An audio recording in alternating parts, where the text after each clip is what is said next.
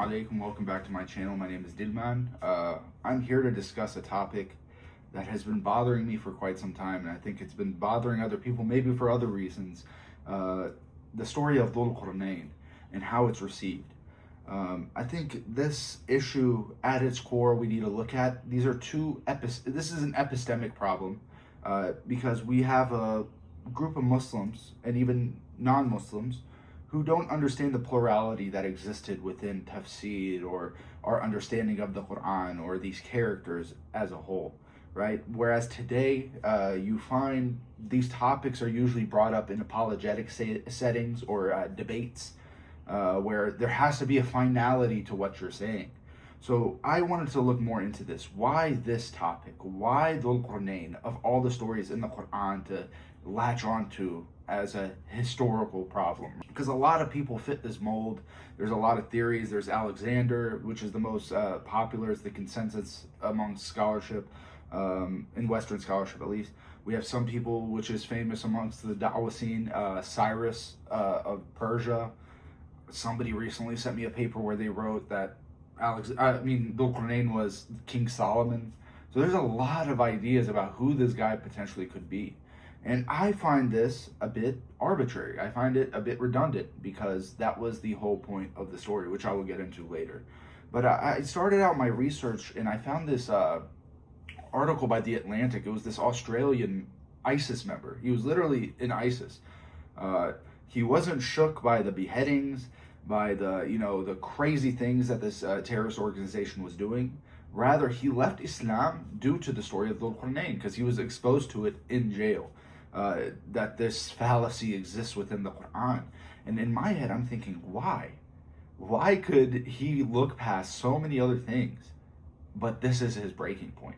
And a lot of people have pointed out to me when I brought this up that maybe he had these underlying issues before and just didn't have a way to express it, and Dhul Qarnayn was the channel in which he was able to express it, which sure, you find a lot of these extremist types leaving the religion due to doubts and things like that. So that's not entirely, abnormal.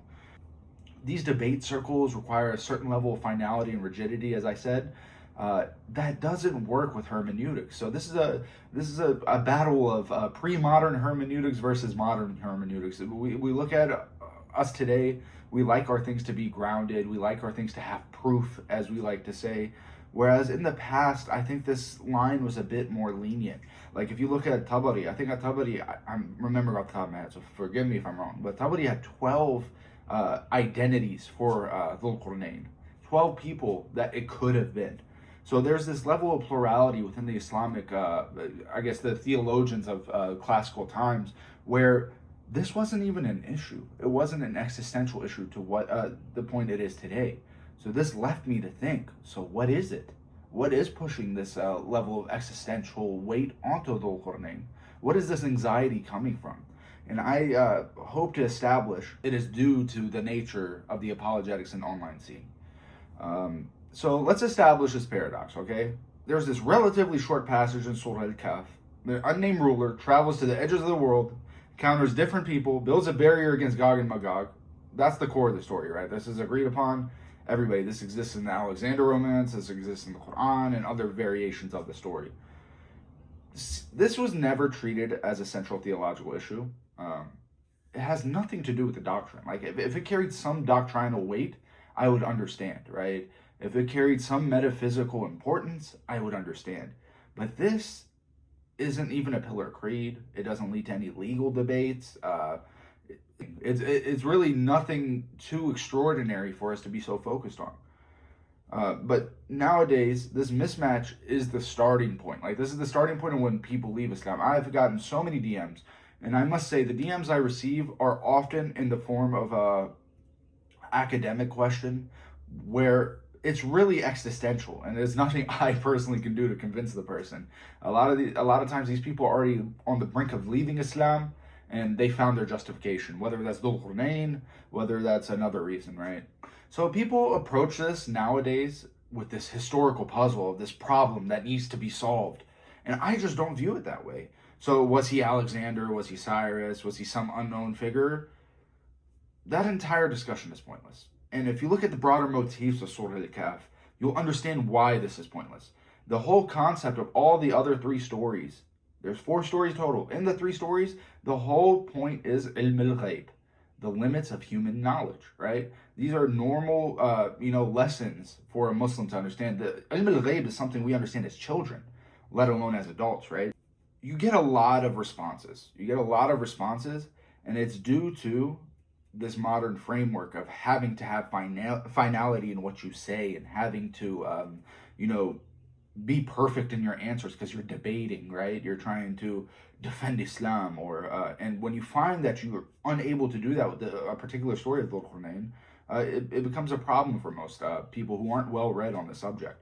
And another question is, do you think that thousands of years of scholarship just bypass this?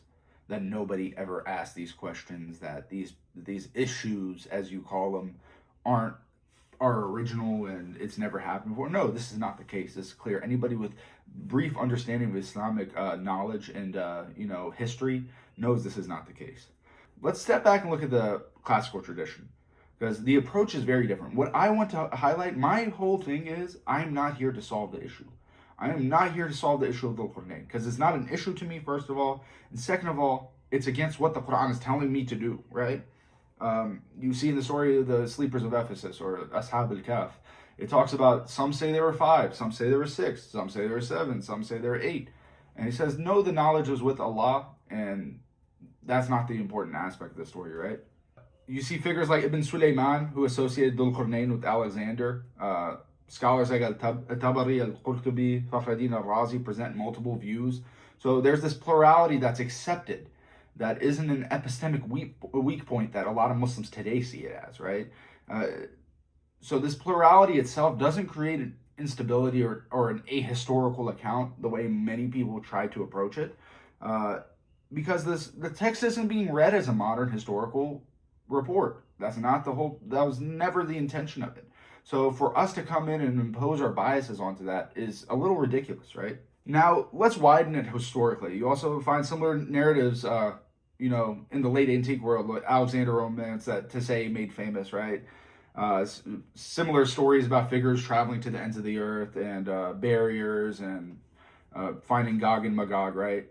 So the existence of these shared motifs did not historically cause any issues for the Mufassirun, right? Nobody sat there and thought, oh, maybe this is a contradiction. This is a completely made up thing of modern expectation. So it's good we get into that now.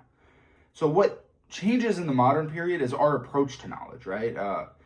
We want modern historiography. We want empirical verification. The idea that truth can map onto history like cleanly, right? This is what we want. So what does this require if we go this route? It requires us to correspond this figure with a historical figure, right? It has to be somebody specific to solve this issue, right? And you have to align it with external forces. You have to reconcile it with the Alexander romance. You have to reconcile it with the other motifs that were surrounding the area. And you have to resolve this ambiguity. Ambiguity is horrible. You're not allowed to have any ambiguity in truth, right? This is something that is completely ridiculous and philosophically stupid. And once that expectation is placed, it creates this issue. Because when ambiguity is no longer tolerated, this is when Dhul Qarnayn becomes a problem. So it is only within this context that this becomes problematic, if that makes sense. So this is what I call an apologetic trap, right? So let me put it this way without getting too into detail. In many contexts, Islam is presented. This is on the Muslim side and the Christian side. This problem we're facing here has a lot to do with the way we teach Islam. The way we teach Islam is, and it's not inherently incorrect, this works for a lot of people, but what creates this issue surrounding Dhul Qarnayn has a lot to do with how we are taught Islam, right? We are taught the Quran is perfectly precise, internally flawless, historically exact in every detail, right? We talk about the historical miracles of the Quran or the scientific miracles of the Quran. What this does is it creates an issue, an underlying issue where an expectation is set, where the Quran will affirm all these, foreign forms of epistemologies. It has to fulfill it all. It has to fulfill modern science. It has to fulfill modern history. Whereas this is not the case, because the goals of the Quran are completely different, and it was set to a completely different type of people who had different priorities and biases and things in their mind that they viewed as important. So when you bring this in, this talking point that Muslims are fed, since childhood, that, the Quran's perfect, history's perfect, science is perfect, right? You find apologetics against Islam that hinge on this idea that Muslims hold, that a modern Muslim holds. And I will say most scholars and, actually well-read people don't fall into this level of simplicity, right? There's a bit more nuance to it, right? This doesn't register normally to an average Muslim. When they hear Dhul Qarnayn might potentially be, historically inaccurate, or Dhul Qarnayn is actually Alexander, who was a pagan, therefore the Quran was wrong because it said a pagan was a monotheist.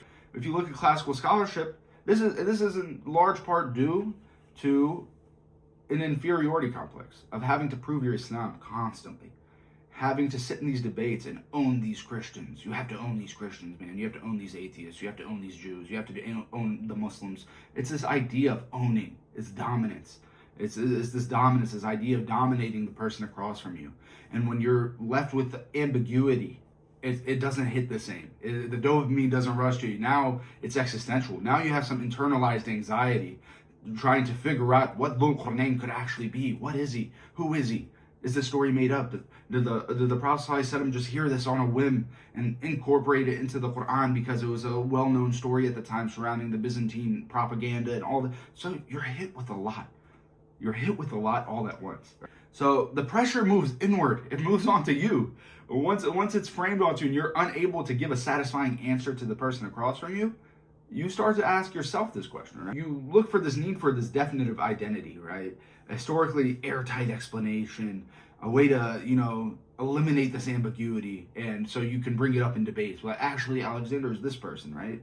Where this will never be solved.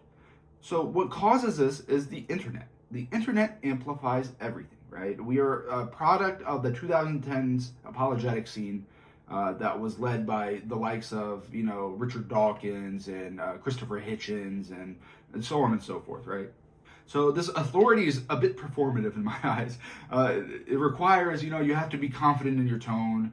You have to be selective in your evidence. You only use a certain amount of evidence that helps you, but you dismiss whichever evidence that works against you. And you have to instantly have a conclusion. You have to instantly have an answer. Or it's a gotcha moment, right? There's this panopticon of people looking down on you. When somebody hits you with a question, so who's Dhul Qarnayn then? Is it Alexander? Why does it resemble the Alexander narrative? The burden is now on the Muslim, right? The Muslim is now terrified, thinking, oh, I have to answer this immediately. I have to figure this out immediately, or I'm embarrassed, or Islam is wrong, or this and that. You jump to these conclusions right off bat. In these spaces, in these online spaces, since there's a finality and ego problem, ego battle back and forth, right? There's no space for slow interpretation. There's no space for slowly digesting things and understanding things properly. There's no such thing as layered understanding. There's no such thing as intellectual humility, nothing. Like, this is a place where ambiguity can't survive. So this story is what they latched onto because they realized the story is built on ambiguity. The motif of the story is built on ambiguity. So Dhul Qarnayn isn't even uniquely problematic. The story hasn't changed. What changed is how we approach it, right? So that's the main thing. The modern expectation of precision, reinforced by apologetics, then it's accelerated by the internet on top of that, transforms this into a very difficult case study of how Islam is approached in the public sphere. Right? The text itself isn't the issue, more so is the people who interpret it. This is a hermeneutics battle to its core, but I think people don't ever frame it that way. I know this video is probably all over the place right now, but I want to reiterate that I'm writing an article that will be coming out in the next few weeks about this very topic, not necessarily to solve this issue, to understand why the issue even exists. And a lot of people told me you shouldn't even post about it if you don't have a solution. But what is the solution? I don't think there is a solution. I think this is dumb. At its core, I think it's a very dumb thing. Like, I hate to say that, but I feel like anybody with some philosophical nuance will have no issue reconciling this, unless they don't want to. And if you don't want to, that is fine. If you want to leave Islam, that is fine. You will be replaced by more Muslims. The Qur'an says this directly. And I hate to say that so openly and bluntly, but that is just the reality of this. We can't keep beating ourselves up over this. Your mom carried you for 9 months, and Dhul Qarnayn is what's keeping you up. Like, I'm trying to wrap my mind around that.